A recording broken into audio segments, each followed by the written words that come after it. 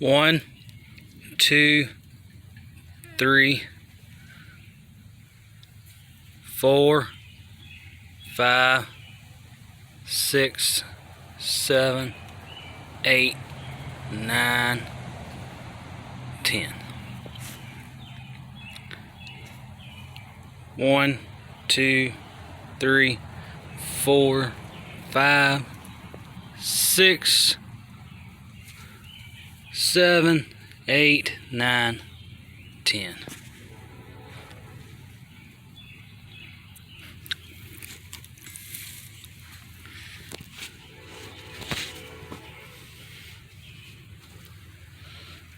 Not sure if you can see that, but I can actually take my hand and push it down a little bit.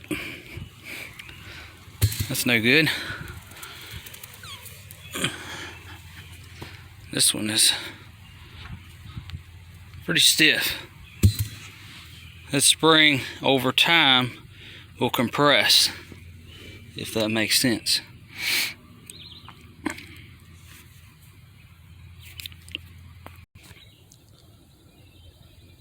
Alrighty folks, so welcome back to another part of the Edsel front end suspension rebuild. So if you watched the previous clips here that I had on here, I was showing y'all part numbers for the bushings and the coil springs, and this is how to save you money and not have to spend a pile of money. So anyway, they have the coil springs that are advertised for this car, and they're almost $300, and that's shipped to the door. Well, after doing a little research here, I was able to find these springs for less than half the cost, shipped to the door. So this is a way to save money, and I knew about this a little bit, but got a shout out to Mr. After 5 Auto, smart fella there. Go check his channel out.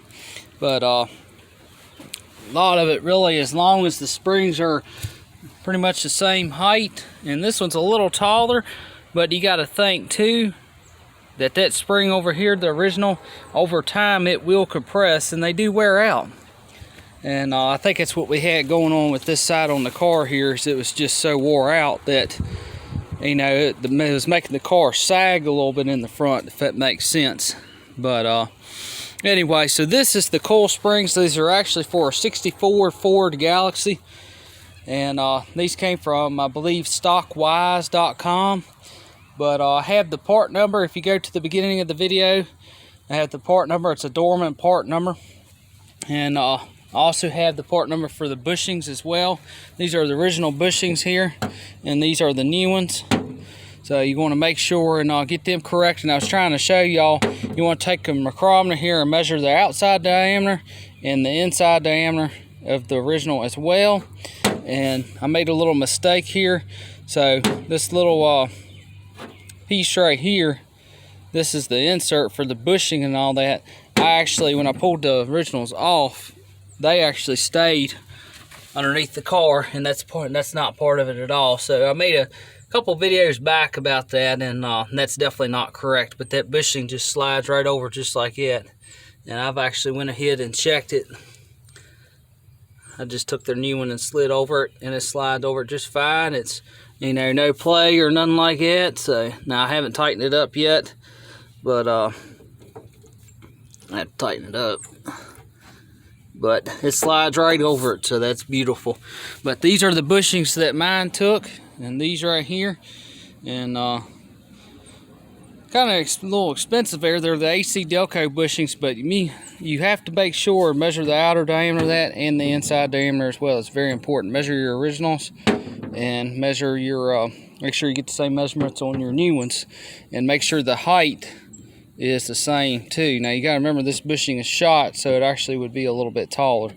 And so this little bushing, the insert here wouldn't stick out quite that far, so they're about the same height. And on these bushings as well, they do not press in all the way. They press in just like this, It's exactly, if you're looking on the driver's side of the car, if your control arm is facing out to you, that's how they press in. One faces that way, one faces to the back of the car. And they have little stops on them. This one, the original one, actually has a little stop on it here, like a ring. So it'll only press in so far. It does not press up flush. It gets this ring. So keep that in mind. The new one has little stops. I don't know if you can see that all the way around. And the pictures, these came from Rock Auto, but the pictures do not show these little stops here, but they are there. I had to really look close at the picture because, you know, nobody knows how to take a picture nowadays when they're selling stuff. So, you know, you got to take one in the front like that. You take one in the back. You take one on the side. You take one at the height. You know, a whole 360, you know, degree angle here, you know. But yeah, they do not show them, but they are in the picture. It's just really hard to see. So these do not press in all the way. They hit these little stops here and that's it. And that's the same pretty much on the Galaxies too. But anyway, I really hope this helps, and I'll have some more videos coming up. I'll have a video on the ball joints, getting the correct ball joints. The lower ball joints on some of these cars, some of the older NOS parts, you could actually adjust the ball joint on the lower end of it, so you can actually tighten it up a little bit as they wear out. But I actually have one on the passenger side on the lower ball joint that's actually adjustable with the old one. But this car has I would say old NOS parts. It has NOS lower ball joints on it. Sometime or other somebody put them on here. But anyway, they make the new ones they make now, you can still get them where they're adjustable like that, but I don't like it like that because, you know, the way I look at it, it's a ball joint. If it's wear out, if you got to adjust it, then it's time to replace it. That's just, you know, the way I feel about it. But we still